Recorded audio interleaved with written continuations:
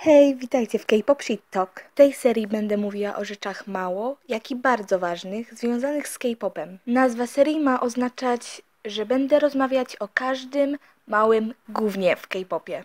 O nawet najmniejszych i najmniej istotniejszych rzeczach. Zgodnie z głosowaniem, które zrobiłam na YouTubie, dzisiejszym naszym tematem jest zespół Momoland. A dokładniej, czy Momoland jest najbardziej problematycznym K-popowym zespołem. W tym filmiku wytłumaczę Wam, o co dokładnie chodzi z całym tym zamieszaniem wokół Momoland, dlaczego hejt na ten zespół cały czas się zwiększa i czy aby wszystko, o co są oskarżane, jest prawdą. Momoland stały się popularniejsze dopiero w tym roku, 2018, kiedy wydały swój album Great. Ich przewodnia piosenka Boom Boom jest zdecydowanie jednym z największych hitów tego roku. Wszystko ładnie i pięknie. Czy coś mogło pójść nie tak? No otóż kurwa tak.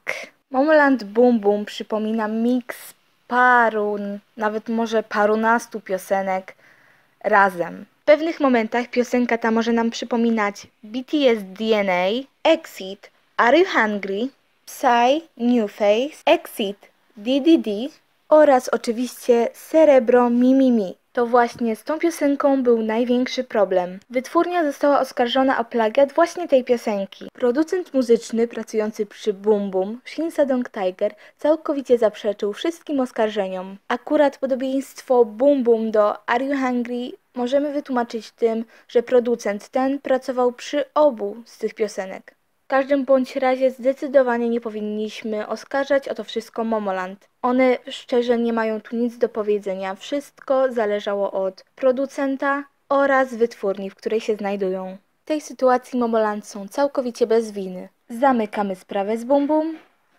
Zaczynamy sprawę z BAM. Kolejna drama wywołana tym, że piosenka BAM jest podobna do innych piosenek, w tym Momoland Boom Boom. Znowu brak winy Momoland. Według mnie piosenki te mogą być trochę podobne rytmem, podkładem muzycznym do innych piosenek, tak jak i do samych siebie, ale nazwać to plagiatem nie wydaje mi się.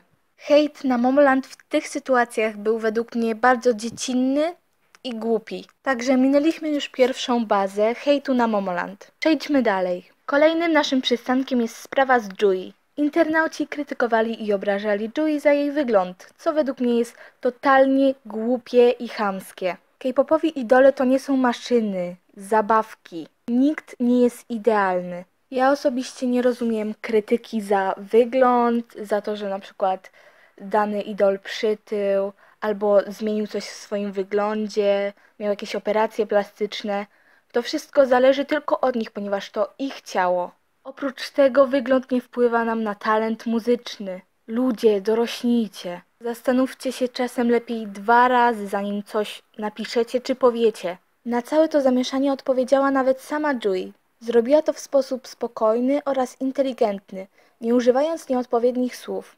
Odpowiedziała też, że wręcz cieszy się, że zdobyła taką uwagę i popularność dzięki paru sfotoshopowanym zdjęciom. Według mnie zachowała się bardzo dojrzale i odpowiednio do sytuacji. A to, że Jui nie wpisuje się w kryteria piękna panujące w Korei, nie oznacza wcale, że jest brzydka. Kolejny hejt na Momoland zupełnie bez sensu. Podobna sytuacja była też z Nancy. Dziewczyna, no jak to bywa, trochę przytyła i już wielkie zamieszanie, że jest grubą świnią i tego typu rzeczy. Kolejne dziecinne zachowanie ze strony internautów. Przejdźmy dalej. Kolejnym naszym punktem jest bardzo nieprzyjemna sytuacja związana z ubiorem Momoland, bowiem idolki nie posiadały safety pants. Safety pants są to dodatkowe spodenki, które nosi się pod normalnymi ciuchami, takimi jak spódniczki, sukienki czy właśnie krótkie spodenki. Mają one chronić osobę przed pokazaniem za dużo ciała. Ponownie winna jest tutaj wytwórnia. Fani zauważyli również, że Nancy i Yeonwoo mają krótsze spodenki niż cała reszta zespołu. Można zauważyć to na wielu z występów Momoland. Zapewne zrobione to było specjalnie, żeby Momoland zwróciło na siebie większą uwagę, co według mnie jest całkowicie nie w porządku. Dziewczyny zostały wykorzystane w bardzo nieprzyjemny sposób do zarabiania pieniędzy. Zwłaszcza, że Bum Bum jest dość wesołym i dziewczęcym konceptem. Na występach widać też, że dziewczyny nie czują się w swoich strojach zbyt bezpiecznie i dobrze. Często zauważyć możemy, jak naciągają spodenki lub spódniczki w dół. Przeczytam teraz parę komentarzy internautów na ten temat. Czy to nowy wygląd bielizny, czy co? Widzieliście seksualnie nękające komentarze na ich fankamach z tego powodu? To jest obrzydliwe. Ten rodzaj seksownej koncepcji nie pomoże im zbyt długo. Są majtki, które zasłaniają więcej niż te tak zwane spodenki. Jestem pewna, że agencja wie i robi to celowo. W tej sytuacji ponownie nie mamy za co krytykować i hejtować Momoland. Ja osobiście jestem naprawdę zdegustowana tym, co zrobiła wytwórnia i mam nadzieję, że coś takiego się więcej nie powtórzy. W tym momencie przechodzimy do najbardziej rozgłośnionych dram związanych z Momoland. Pierwszą z nich była sytuacja, kiedy to Blackpink wygrały swoją 8. nagrodę na Inkigayo. Internauci zauważyli, że Nancy patrzy dość nieprzyjemnym wzrokiem na Blackpink, kiedy te odbierały nagrodę i wygłaszały swoją mowę. Fani jednak bronili ją, tłumacząc, że może wyglądała tak od dłuższego czasu, albo była zmęczona. W tej sytuacji, która ze stron ma rację? Wydaje mi się, że nikt z nas nie jest w stanie dokładnie stwierdzić, co miała wtedy w głowie Nancy, o czym myślała. Jeśli mam być szczera, na tym filmiku Nancy nie wyszła za dobrze. Wygląda, jakby naprawdę patrzyła z pewną pogardą, zazdrością na Blackpink. Ich wzrok kierujący się od dołu do góry po sylwetkach dziewczyn wygląda na naprawdę dość nieprzyjemny. I przewracanie oczami też wcale nie pomaga. Według mnie zachowała się dość lekceważąco i nonszalancko. Ale kto wie, może naprawdę była zmęczona. Jednak mimo iż ciężko mi to powiedzieć, nie wydaje mi się. Mimo to uważam, że nie powinniśmy aż tak na nią najeżdżać i hejtować. Czasami emocje biorą nad nami górę i sami nie umiemy tego kontrolować. Nie powinniśmy również zapominać o tym, że mimo jej zachowania zaklaskała dla Blackpink oraz skłoniła się przed swoimi seniorkami. Jednak nie możemy powiedzieć tego samego o Jui. Jui ani nie nagrodziła artystek brawami, ani się przed nimi nie skłoniła. Jest to bardzo nieodpowiednie zachowanie, zwłaszcza w Korei.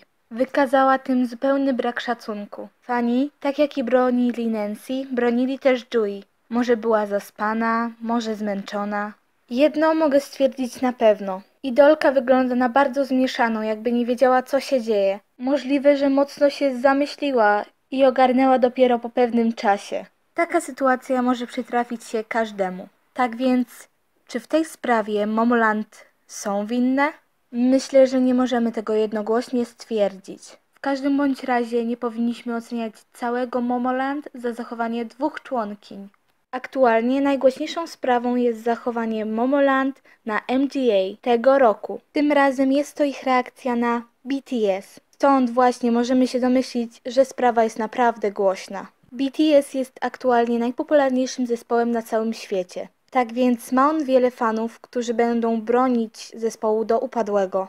A to, że pewna część ARMYs jest bardzo agresywna, wcale nie pomaga. Cały hejt zaczął się jeszcze przed rozpoczęciem występu BTS, kiedy tuż przed samym występem Charlie'ego Puth'a, Nayeon oraz Momo z zespołu Twice zmierzały na swoje siedzenia, które były przed miejscami Momoland. Internauci zwrócili uwagę na to, w jaki sposób Momoland patrzyły na dziewczyny. Chociaż według mnie nic się tutaj nie stało. Nie wyczuwam żadnych negatywnych emocji kierowanych w stronę Twice. Ale przejdźmy do serca całego zamieszania. Otóż zespół Momoland został oskarżony o naśmiewanie się z Jimina, któremu podczas wspólnego występu z Charlie'em Puthem z piosenką BTS Fake Love załamał się głos. Ale czy aby na pewno właśnie z tego śmiały się członkinie zespołu? Uważam, że ponownie nie możemy stwierdzić tego jednogłośnie. Widać, że dziewczyny rozmawiają i śmieją się między sobą jeszcze przed całym tym wydarzeniem. Fani bronią Momoland, mówiąc, że rozmawiały prawdopodobnie o tym, jak poradzą sobie w wysokich szpilkach na takiej scenie. Lecz ponownie, skąd możemy mieć pewność, że właśnie o tym rozmawiały? Z tego, co można zauważyć, dziewczyny są dość dużymi fankami BTS. Więc dlaczego miałyby wyśmiewać Jimina za załamanie głosu? Idolki wręcz wydają się być zachwycone i podekscytowane występami chłopaków. Ich zachowania wydają mi się być bardziej entuzjastyczne niż krytykujące albo wyśmiewające BTS, w tym Jimina. A w szczególności Jimina, bo oto ta cała sprawa.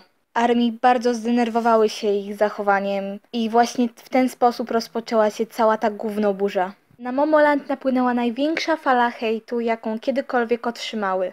Po tym występie, kiedy BTS wrócili na swoje miejsca na widowni, Jimin wyglądał na naprawdę załamanego. Chłopak ma bardzo silną samokrytykę, przez co na pewno czuł się okropnie. Według mnie naprawdę nie zniszczył tego występu. To było tylko drobne potknięcie. Cała reszta była wspaniała.